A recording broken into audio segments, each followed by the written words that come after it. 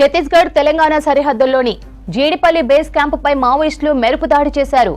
బీజాపూర్ భద్రతా బలగాలకు మావోయిస్టులకు మధ్య గత రాత్రి నుంచి భీకర ఎన్కౌంటర్ కొనసాగుతోంది. బీజాపూర్ జిల్లాలోని పమేడ్ పోలీస్ స్టేషన్ పరిధిలో 2 రోజుల క్రితమే జీడిపల్లి 2 క్యాంపును ప్రారంభించారు. బేస్ క్యాంప్ ఔటర్ కార్డన్లో మోహరించిన సైనికులతో మావోయిస్టులు నిరంతరంగా కాల్పులు కొనసాగిస్తున్నారు. వాటికి దీటుగా సైనికులు సమాధానమిస్తున్నారు. కాల్పుల్లో 3 జవాన్లకు స్వల్పంగా గాయాలయ్యాయి. సంఘటనా స్థలంలో CRPF DIG Suraj Pal Varma, CRPF 228వ బెటాలియన్ కమాండెంట్ లతిఫ్ కుమార్ సాహుతో పాటు పలువురు పోలీస్ అధికారులు ఉన్నారు.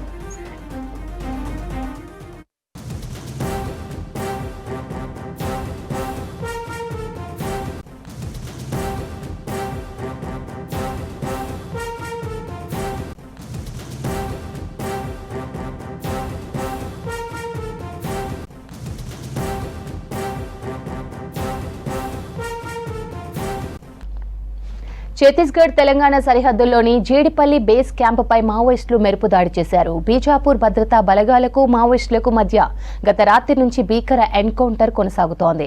బీజాపూర్ జిల్లాలోని పమేడ్ పోలీస్ స్టేషన్ పరిధిలో 2 రోజుల క్రితమే జీడిపల్లి 2 క్యాంపును ప్రారంభించారు. బేస్ క్యాంప్ ఔటర్ కార్డాన్లో మోహరించిన సైనికులపై మావోయిస్టులు నిరంతరంగా కాల్పులు కొనసాగిస్తున్నారు. వాటికి దీటుగా సైనికులు సమాధానమిస్తున్నారు. కాల్పుల్లో 3 జవాన్లకు స్వల్పంగా గాయాలయ్యాయి.